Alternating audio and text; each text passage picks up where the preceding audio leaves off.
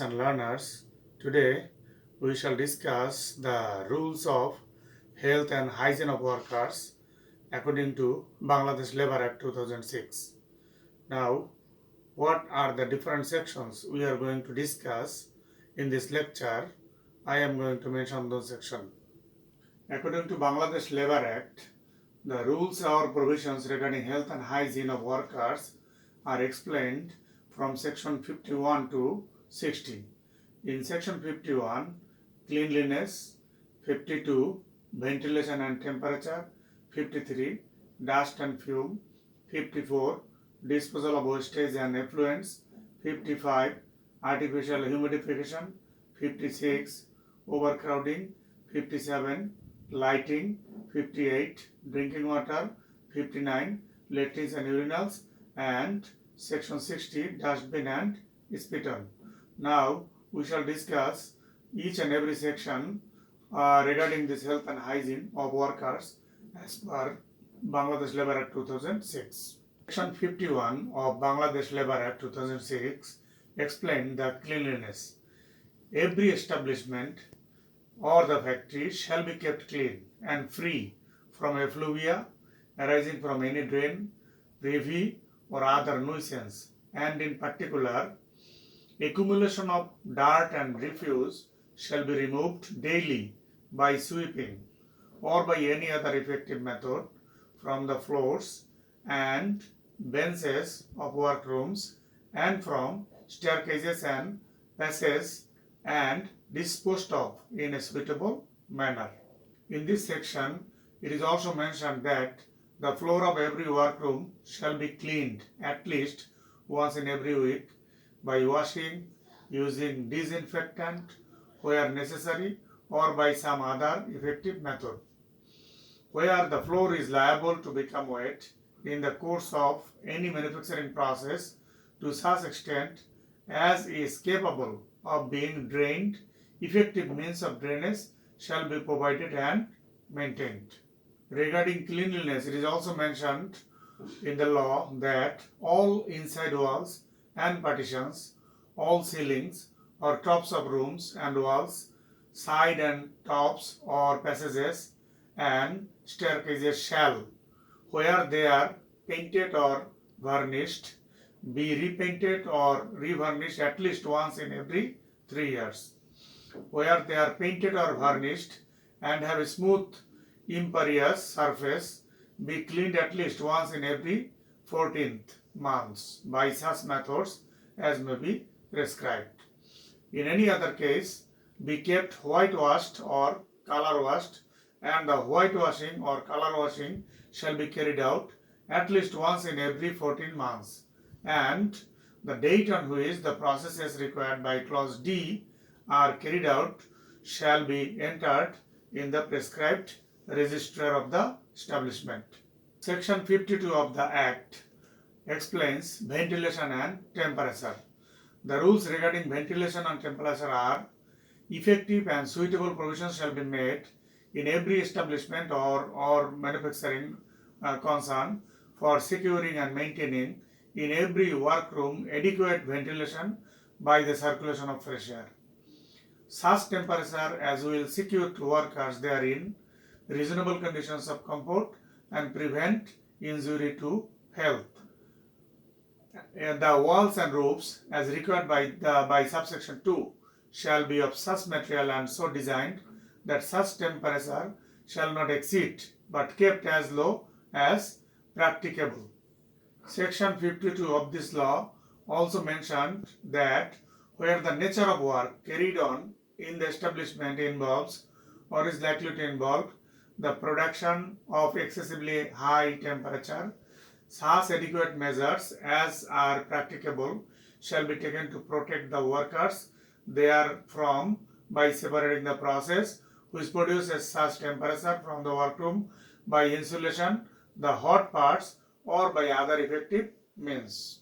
This section of the law also described if it appears to the government that in any establishment or class or description of establishments, excessively high temperature can be reduced by such methods as whitewashing, spraying, or insulating and screening outside walls or roofs or windows, or by raising the level of the roof, or by insulating the roof either by an air space and double roof, or by the use of insulating roof materials, or by other methods. It may prescribe such of those or other methods to be adopted in the establishment. Section 53 of Bangladesh Labour Act explains dust and fume. In every establishment in which by reason of any manufacturing process carried on, there is given off any dust or fume or other impurity of such a nature, and to such an extent as it likely to be injurious or offensive to the workers employed therein, effective measures shall be taken to prevent its accumulation in any workroom and its inhalation by workers, and if any exhaust appliance is necessary for this purpose, it shall be applied as near as possible to the point of origin of the dust, fume or other impurity, and such point shall be enclosed so far as possible. This section also explains that in any establishment, no stationary internal combustion engine shall be operated unless the exhaust is conducted into open air, and no internal combustion engine shall be operated in any room unless effective measures have been taken to prevent such accumulation of fumes there from as are likely to be injurious to the workers employed in the workroom. Section 54 of Bangladesh Labour Act describes disposal of wastage and effluents. Effective arrangements shall be made in every establishment for disposal of wastage and effluents due to the manufacturing process carried on therein. In section 55, artificial humidification is described. The rules regarding artificial humidification are: in any establishment in which the humidity of the air is artificially increased, the water used for the purpose shall be taken from a public supply or other source of drinking water, or shall be effectively purified before it is so used. If it appears to an inspector that the water used in an establishment for increasing humidity, which is required to be effectively purified under subsection 1, is not effectively purified, he may serve on the employer of the establishment an order in writing specifying the measures which, in his opinion, shall be adopted and requiring them to be carried out before a specified date. Section 56 of Bangladesh Labour Act explains overcrowding situation at the workplace.